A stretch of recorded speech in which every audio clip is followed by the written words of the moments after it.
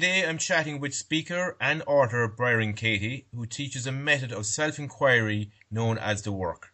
She is also the founder of Byron Katie International, an organisation that includes the School for the Work and Turnaround House in California. Good morning, Katie. Good morning, Mícheál. So tell me, Katie, what exactly is the work? Well, it's a way to identify and question the thoughts that cause all the suffering in our lives. So it's very simple. It's we identify what we're thinking that is causing the stress, and we question it using 4 simple questions. And it's a beautiful thing because it doesn't require a teacher. It requires, just one person sitting alone with themselves. And we have facilitators all over the world, in Ireland and many other countries. And what's the point of the 4 questions, Katie? Freedom from stress, freedom from the things we're believing that cause even like heart attacks and high blood pressure and arguments in our families and with our children, and the argument that goes on very often with ourselves. And how does the work do that, Katie? Well, for example, if I had the thought, maybe I'm talking with someone and they seem unkind to me, and I have the thought they're unkind, and I notice how that affects me. How distant I become to that person. So let's say if I were to question that, I would ask myself, that person is unkind. Is it true? And I would do it later, sitting alone with myself. Is it true that person was unkind?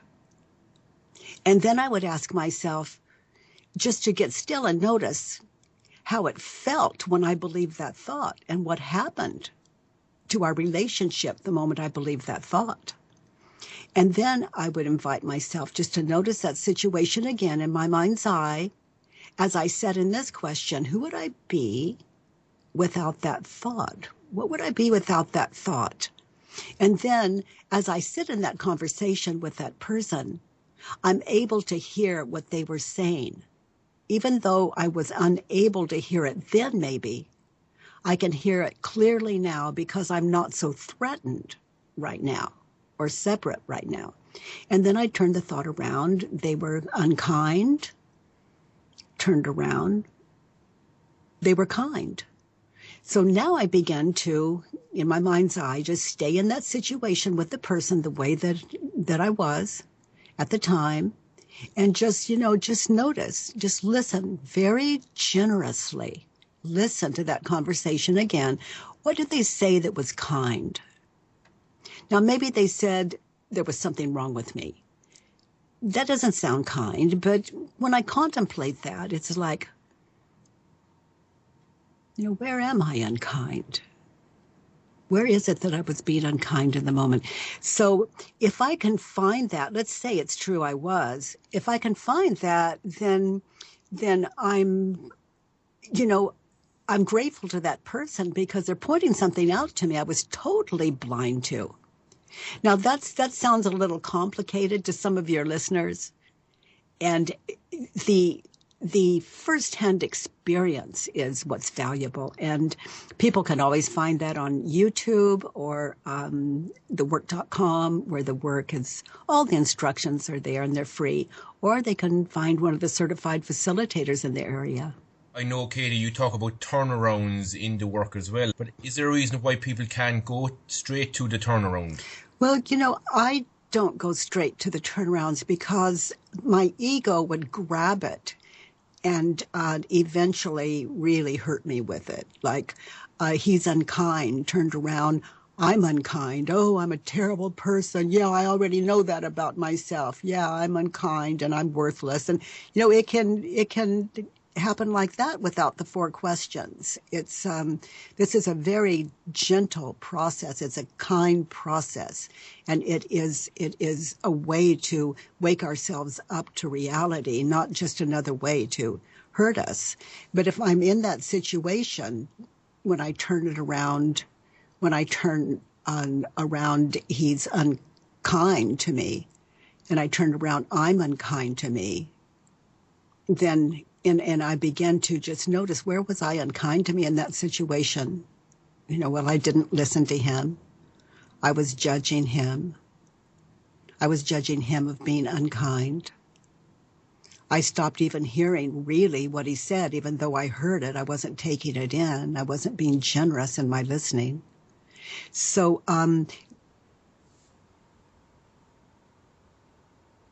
words, that there's a huge difference between only turning things around or inquiring before we turn it around. How does the work help a person change a belief from, say, a theoretical level to a more experiential level? Well, by actually sitting in it, giving the process, just giving yourself the opportunity to experience the work.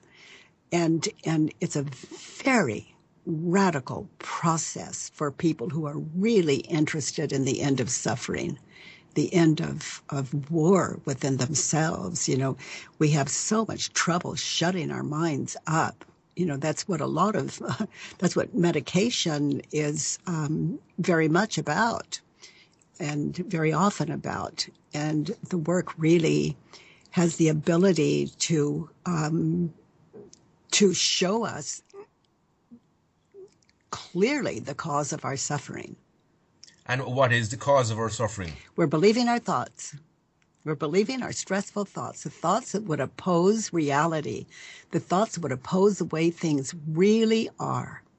And the mind has trouble, the ego has trouble adjusting to that, but it doesn't matter what we think or believe. It is what it is, when it is, and there's nothing the mind can do about it but go to war with it, and that leaves us in the position of a lot of chaos. War is not a friendly state of mind.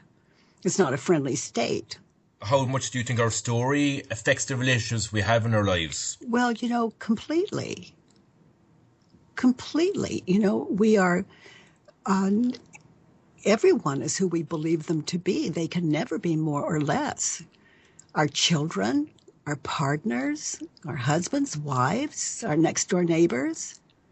We believe our thoughts about them, and we think that's who they are. We really believe it. It's as though we're in a hypnotic trance. But if we have a problem with our neighbor or someone in our family, we can always write a worksheet. It's a Judge Your Neighbor worksheet, and it's at thework.com, and it's in Loving What Is, and it's free of charge.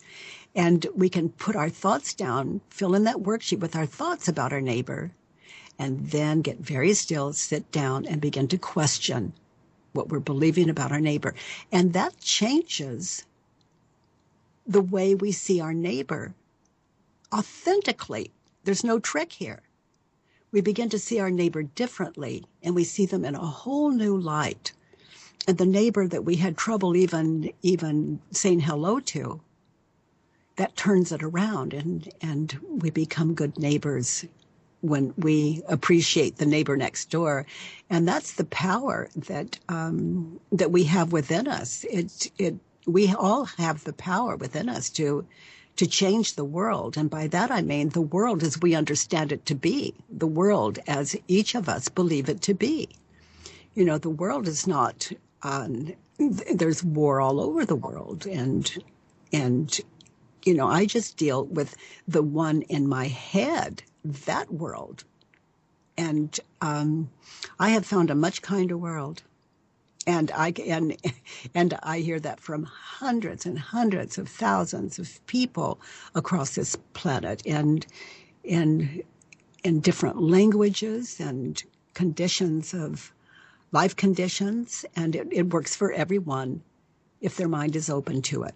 You just talked about loving what is, in other words, like loving reality, Katie, but is this really possible in all circumstances? Well, I invite everyone to test it for themselves and see.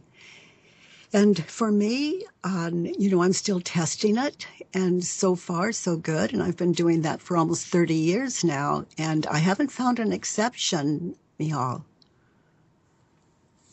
but I'm still looking. I have this inquiring mind, and I really want to know the truth, and what's true and what's not for me.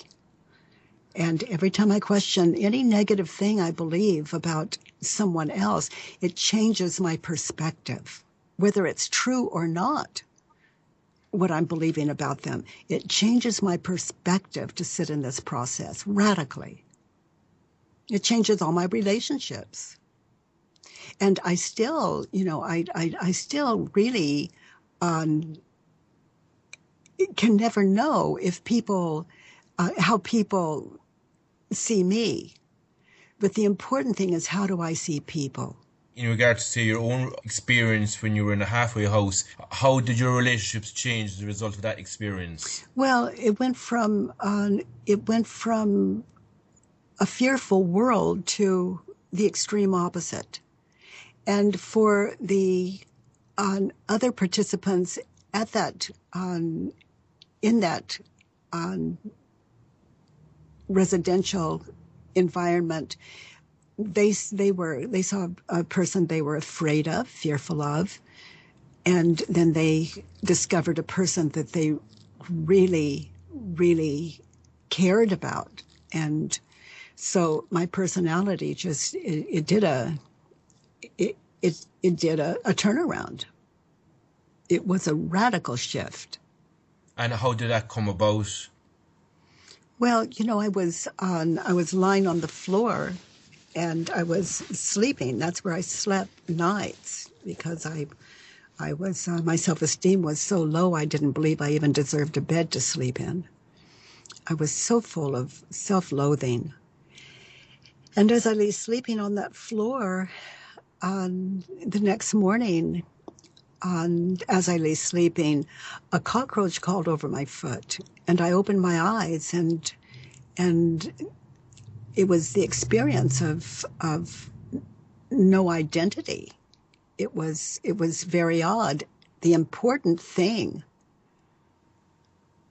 this radical thing that happened, the value of what happened is I saw clearly that when I believed my thoughts, I suffered. But when I questioned my thoughts, I didn't suffer. And I've come to see that this is true for every human being. In regard to your own relationship with your own mother, Katie, that you used the work as a way to change that relationship. But how did you do that? Everything I believed about my mother through our entire lifetimes together. I was 43 years old, so I had 43 years to look back on. Anything that I disagreed with her about, any stressful thing I was still holding about my mother, I would fill in a judge or neighbor worksheet. I put it together in the first place, composed it, and filled it in. And again, that's free on thework.com. And I would question every thought about my mother that I put on the worksheet until I could really see my mother. This loving, caring human being that had never hurt me. It's what I was believing about her and what I was believing about me that was the cause of my suffering. And what I learned from that, Mícheál, is that it's not the world that is the problem. It's what I'm believing about the world that is the problem. And this is very powerful because my experience is that it leaves the world with no power to hurt me. And it's what I'm believing about the world that hurts me. So, I'd like to say that no one can hurt me. That's my job. And I know what to do with that hurt. Identify what I'm thinking at the time, and I write it down, and I work it. And Katie, if people love what is, say, for example, a father's abusive behaviour with, say, their child, and say it goes unchecked, like sometimes like this might seem wrong from my perspective, but like do you not think there might be exceptions to the rule, or is there? Oh, I just think that not only children but all of us, we think what we think. We just do. No one can stop themselves from thinking or believing. Children of all ages, we all do it. It's just that, are we believing what we're thinking? Are we believing it? So we can always question it. Socrates said that an uninvestigated life is not worth living. And it seems that I stumbled onto that, and it's true for me. You haven't spoken much about your father, Katie. How was your relationship with your father? Well, my father was very quiet, and we got along very well. And he didn't talk much, and he let my mother run the family, really, raise the children, and he worked, and it was like that. But he was never cruel. He was never mean that I can recall. And I know that he liked alone time, and he liked quiet. So he had a job, Mícheál, that kept him away more often than not. He was very dedicated to his job. He was an engineer on the railroad, so he had very odd hours. And so he was gone a lot.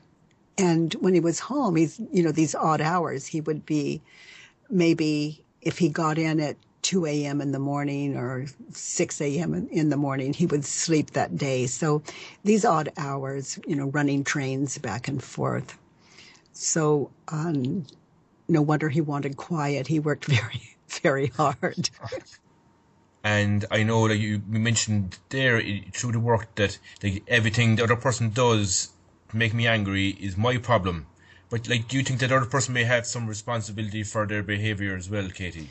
Well, I leave that for the other person to determine. I'm responsible for mine. And I noticed that I can't change people. I can't change what they think or believe or what they do. And so I continue to change the one person I can change, and that's me. Am I kind? Am I understanding, even to people who seem to be unkind? And that's a challenge, and one worth taking on.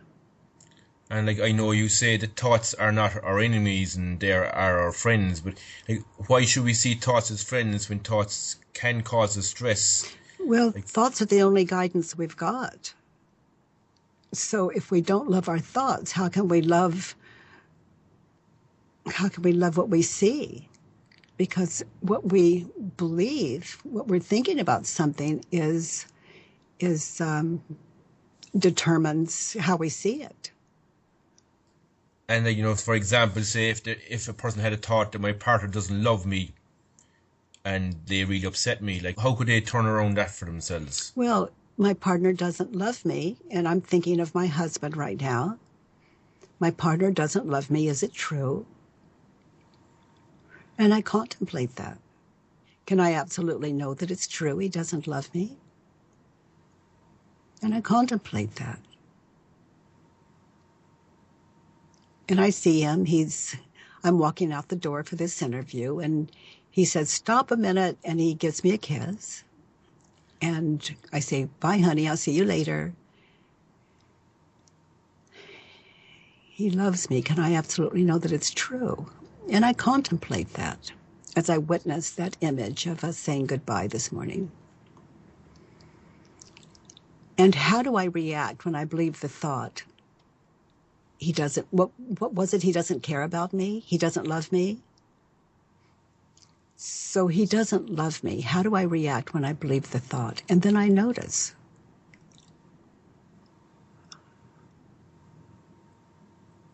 And I notice there's a distance. I notice he's just, I see him as he's just trying to make me feel better by acting interested. And you can see, if I believed he doesn't love me, how I begin to distort a simple interaction where he wants to happily kiss me goodbye. But let's say if I'm believing he doesn't love me, I distort that into, oh, he's just trying to get on my good side. He feels guilty. Can you see where this is going? My mind twists just this simple event, and I'm feeling separate and alone and misunderstood and used. And so then I would look at, through that fourth question and the last question, who would I be in that situation, kissing him goodbye? Who would I be without the thought he doesn't love me? I'd be present. I see his eyes and his face. I see his smile. It's really beautiful without the thoughts I put on that. So then after I see that, I turn it around. He doesn't love me, turn it around. He does love me. So I find examples in that situation. Well, he wanted to kiss me. Well, I just noticed he was smiling. He cared enough to drop his work and say goodbye to me, even leave his work and catch me at the door. So I entertain that turnaround. And then he doesn't love me, another turnaround, another opposite would be, I don't care about me. Yes, I can see that clearly. I don't care about me. I was believing this thought prior to investigation. And the emotions I felt, really directed me to that information. There's something off here. And I'm not loving myself. So I am now. I'm looking at that situation, which happens every time we sit in inquiry. So he doesn't love me, and so those turnarounds are very powerful. Sometimes there are 2 turnarounds. Sometimes there's only 1. Sometimes you'll see 4 or 5, and that all make more sense than the original thought that we put on paper to question. For example, he doesn't love me. How does the work, say, happen in parenting work then? Say, for example, if a person's son does not put his shoes on in the morning and they're late for school, how could the work change that? Well, I tell a story in Loving What Is about my children leaving their socks on the floor, their laundry on the floor every day. They would go off to school and their rooms would be just disastrous. And I think, why don't they pick up their socks? They should pick up their socks. If they really cared about me, they would pick up their socks. And so I questioned when the work found me, they should pick up their socks. Is it true? Well, no, there they are. How do I react when I believe the thought they should pick up the socks? Do you see how I'm arguing with reality? There they are on the floor. How do I react when I believe the thought they should pick up their socks? I become furious sometimes. I become depressed. I become separate from my children. I begin to feel like they don't care about me, like I'm only here to be the laundry cook person. Now, who would I be, that fourth question, who would I be without the thought as I'm looking at the socks on the floor, who would I be without the thought they should pick up their socks? Well, I'm just seeing socks on the floor. I'm just seeing socks on the floor. It's not good. It's not bad. I'm just seeing without my story. I see it. And I look around and I begin to notice other things. Just notice. And then I find turnarounds. They should pick the socks. They should take the socks off the floor, turn around. I should pick the socks up off the floor. And so I just followed the simple directions. I followed the directions that I wanted them to do. I thought I'd just try it on myself. If they're not doing it, who's left? So I picked the socks up on the floor, just following that simple direction, that turnaround. And there was so much joy in it. It was a whole different experience. Where I picked it up with resentment before, I was free. And every time I would pick it up, the floor was less cluttered and less cluttered and less cluttered. And it was amazing.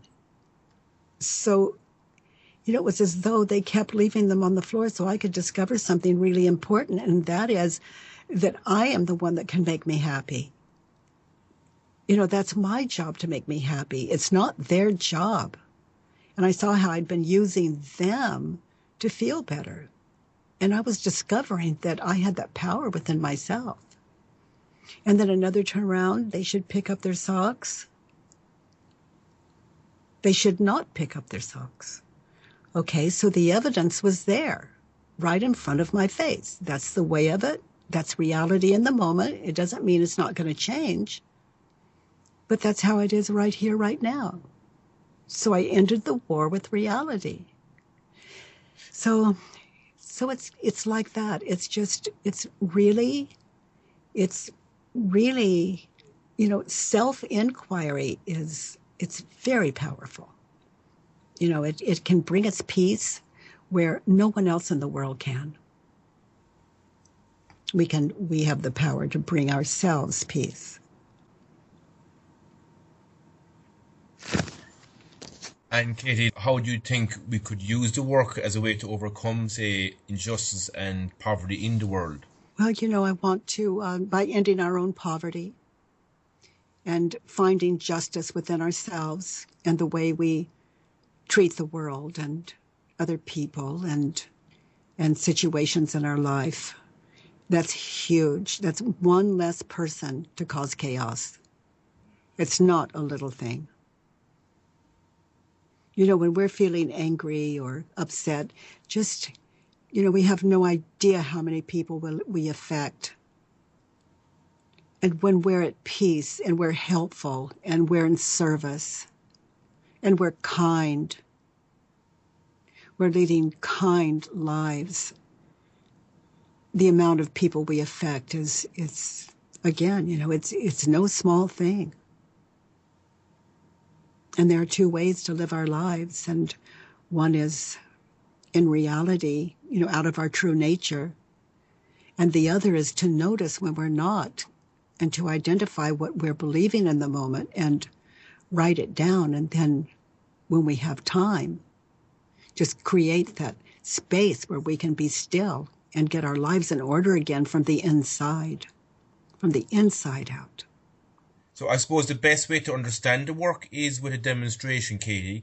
And on the line we have Ursula, who has something she wants to work with. Hello, Ursula. Hello, Mícheál. Good to be here. That's great, Ursula. So what I will do is I will leave yourself and Katie be together there for a very short, 10 or 15 minutes, and you can just do a demonstration of the work, if that's okay.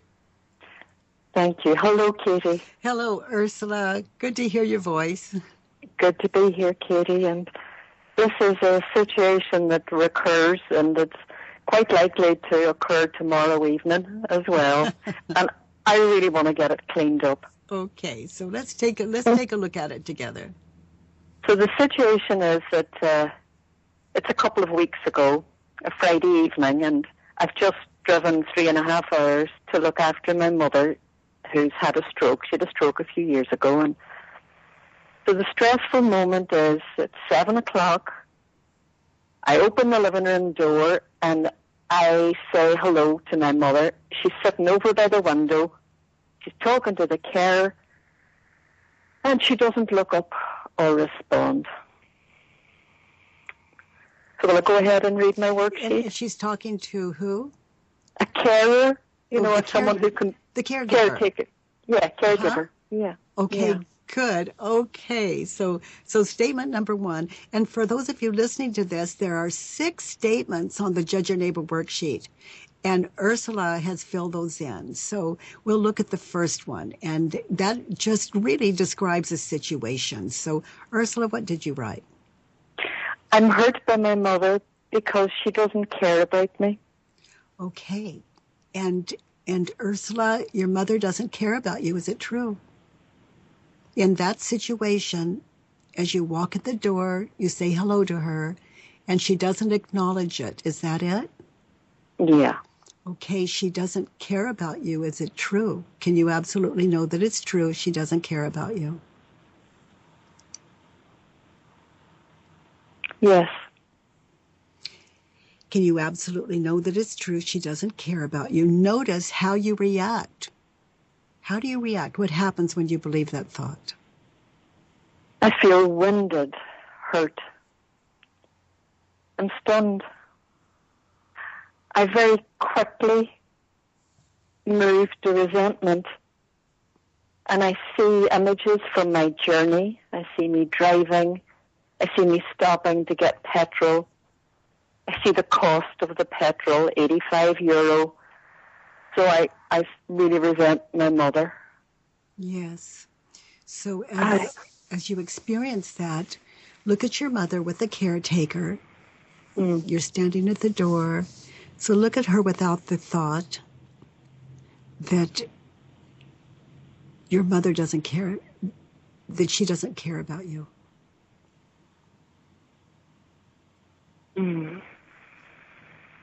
Yeah. So for your listeners, it's all about just witnessing that without, just dropping the mental narrative and just seeing it, just seeing her mother without the thought she doesn't care about her. So what do you see, Ursula, without the thought she doesn't care about me? I see my mother animated in conversation. I feel a softness around this. It's like looking at a child playing. And it's a really nice way to see her.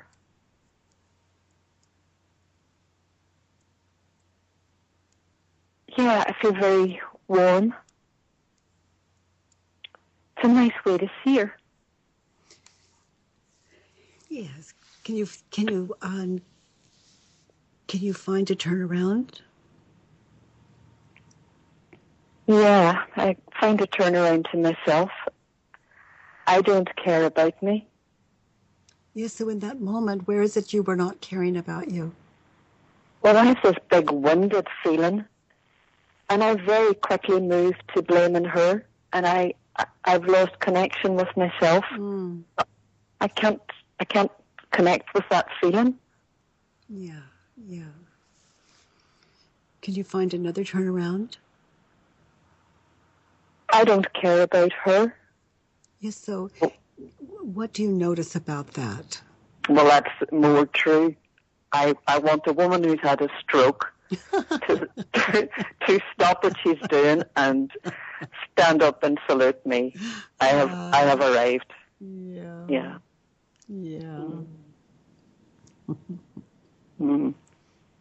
Thank you, honey. So let's look at statement 2. Oh. What do you want in that situation as you're standing in the doorway, your mother with the caretaker, she's not acknowledging you. What do you want in that moment in time? I want her to say hello to me. I want her to look like she's glad to see me. I want her not to ignore me. So now as you witness her, you want her to say hello to you. Is it true? As you witness that image of her with her caretaker? Yeah. No. So notice how you react when you believe the thought, I want her to say hello to me. Oh, I'm really angry at her. I blame her.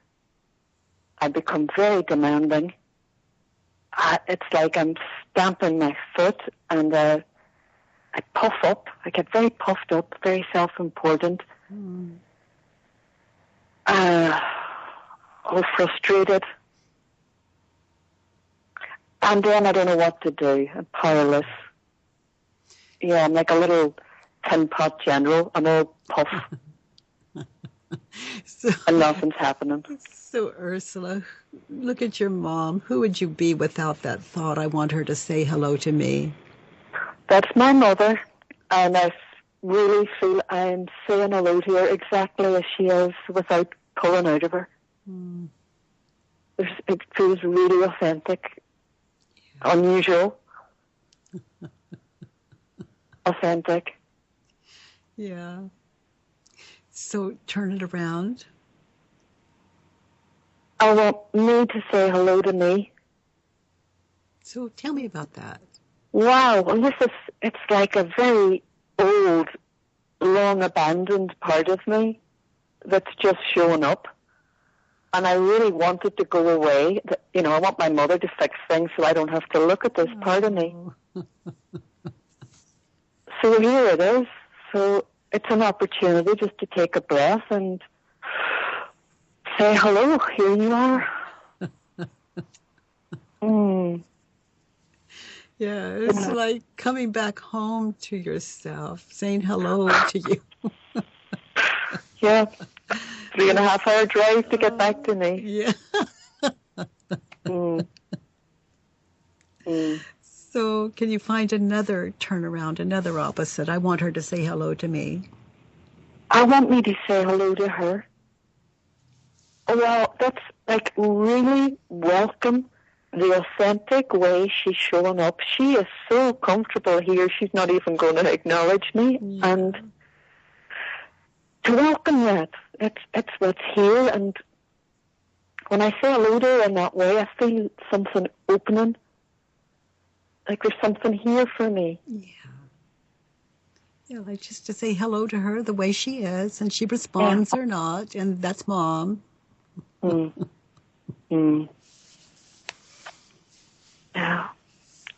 And I can find I don't want her to say hello to me. As well. There's something here for me. I get to see how I'm putting on this big act of saying hello. And I'm a bit tired here when I come in after the drive. And I turn up the dial, a big sunny smile. It's just not authentic. And I can see my mother showing me, she's so comfortable, she's not going to do that. And that's what I need, just to see that. And just to follow her lead and be just as relaxed. That is a relief. Yeah. That's so powerful. Yeah. So you want her to look like she's glad to see you. You want her to be glad to see you. Is it true?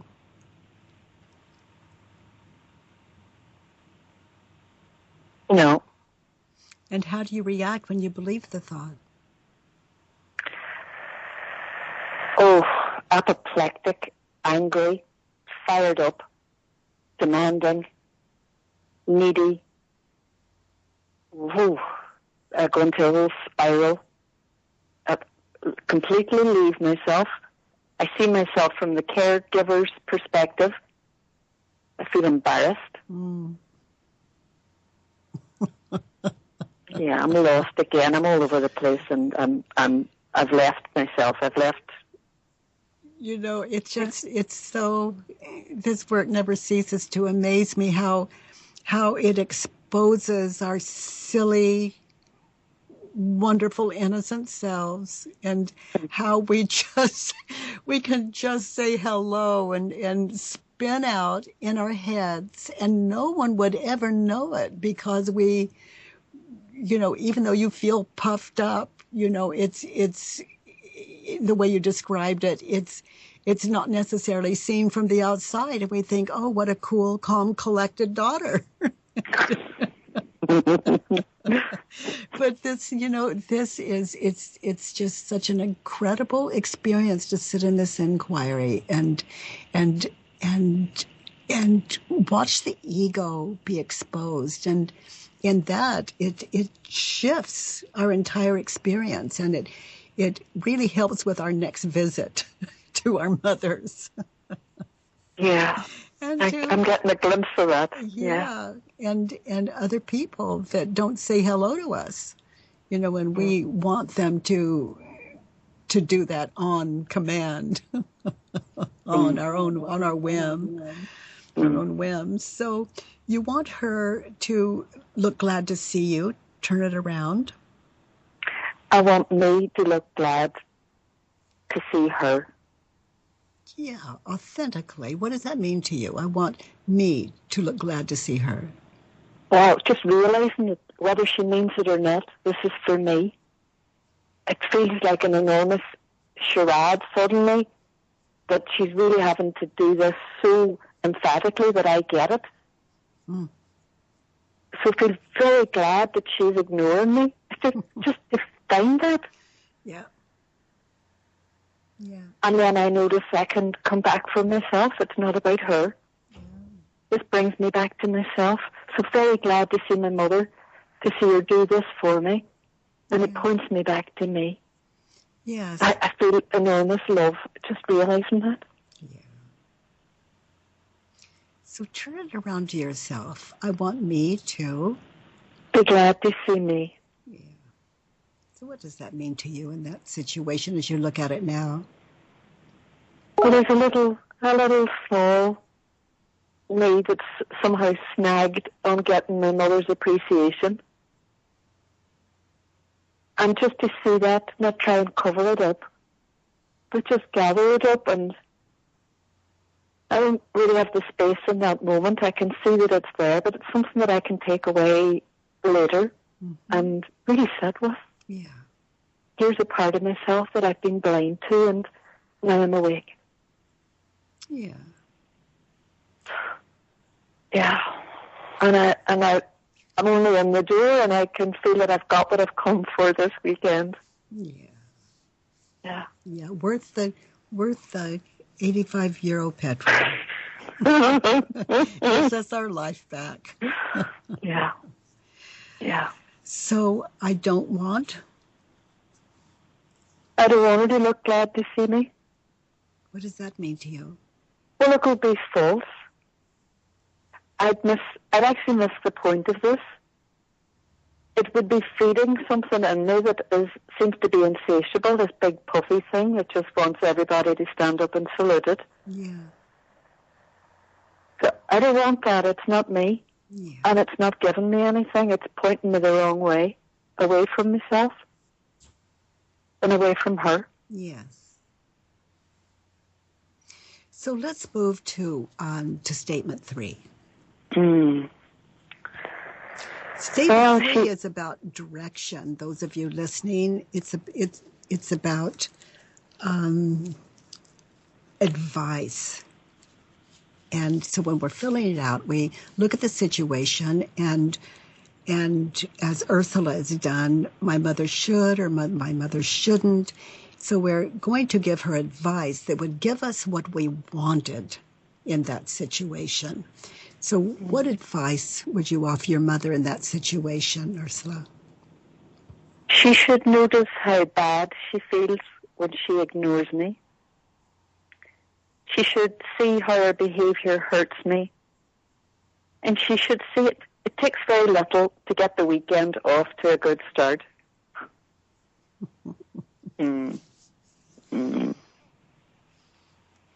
So in the interest of time, turn that around to yourself and see if it makes more sense. Those of us listening have pretty much caught up enough to know that that we can sit with that and question each one of those.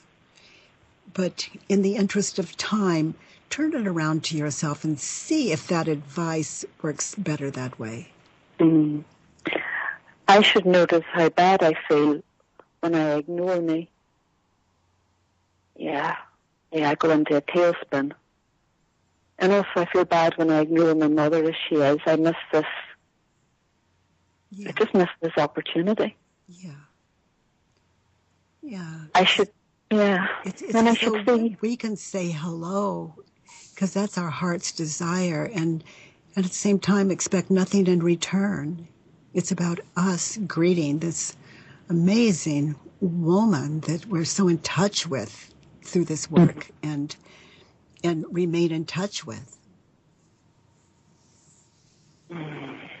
I should see how my behaviour hurts me. Oh, yeah. I started off feeling hurt, and by the end I'm angry, frustrated, resentful, embarrassed, and just really suffering. Yeah. Yeah. And I should see it takes very little to get the weekend off to a good start. Yeah. Just pause and come home to myself. Yeah, just say hello, expect nothing back, and be in the presence of this amazing woman you've come so far to see. Mm. Yeah, I get that. So Ursula, turn the whole thing around to she shouldn't, and let's all experience what that might look like. In that situation with my mother. So she shouldn't notice how bad she feels when she ignores me. Well, I don't even know if she knows that. Yeah. Never mind how she feels.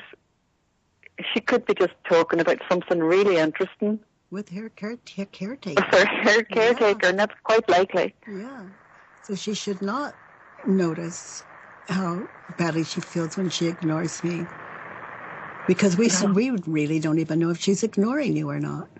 We don't even know if she's aware of you or not. Yeah, that's true. And she shouldn't see how her behaviour hurts me. Well, from where she is in the chair, she can't actually see me. She needs to move her head to see me, so that's not possible.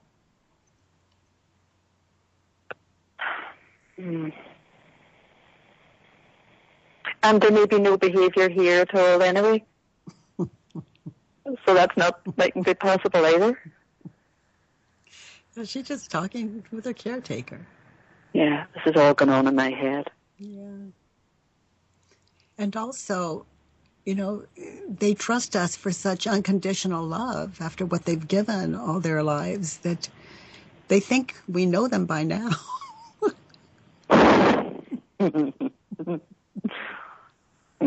She should not see how her behavior hurts me. That's for us to take care of. Yeah. Wow, she really has to repeat this one for me. Yeah. Yeah. And she shouldn't see it takes very little to get the weekend off to a good start. Well, she seems to be getting the weekend off to a good start. She's having a great conversation with the caretaker. Notice so interesting she doesn't hear me coming in the door. Yeah. Or so trusting in your love that she doesn't have to do any of those things. Oh, I could really learn from that. Yeah, I think we all could. I would love that, just to be able to relax my face and look tired and just feel as I feel. Yeah. Would be wonderful. Yeah. Okay, and the next one? I need her to give me her full attention. I need her to treat me with respect. I need her to be loving towards me. And the next one? In this moment, she's rude, uncaring, harsh, ungrateful, selfish, and imperious. Yeah. So I hope all of you listening to this are really in touch with how our minds are. All this is going on. We don't even know it. All we know is my mother upsets me. why do I drive all this distance when she doesn't care enough to even say hello? It's it's like we don't show, and obviously, Ursula, you love your mother, and you really demonstrate that. But these thoughts that are running through your head run through all of our heads, and we either believe them or we experience frustration and separation and resentment. And you're so articulate about the way all of our minds work in just a moment at the door. All of this happens. So for all of you listeners, we're just breaking this down. Ursula has gotten very still with this Judge Your Neighbor worksheet, and she's identified the thought she was thinking at the door that caused a separation from her mother, that caused a resentment, that caused discomfort. And that can carry through a whole weekend if we don't understand how to take care of it. And so for all of you caretakers out there, and Ursula, that's what you are. You're in that situation. You're caring for your mother because we can't pay for or afford or to hire these people to do this. And so there's so much depending on it. And even if that's not there, they want to see us, we want to see them. So there is a way of doing it. We identify our thoughts and question them so that we love everything we are, everything we do, and everyone we see.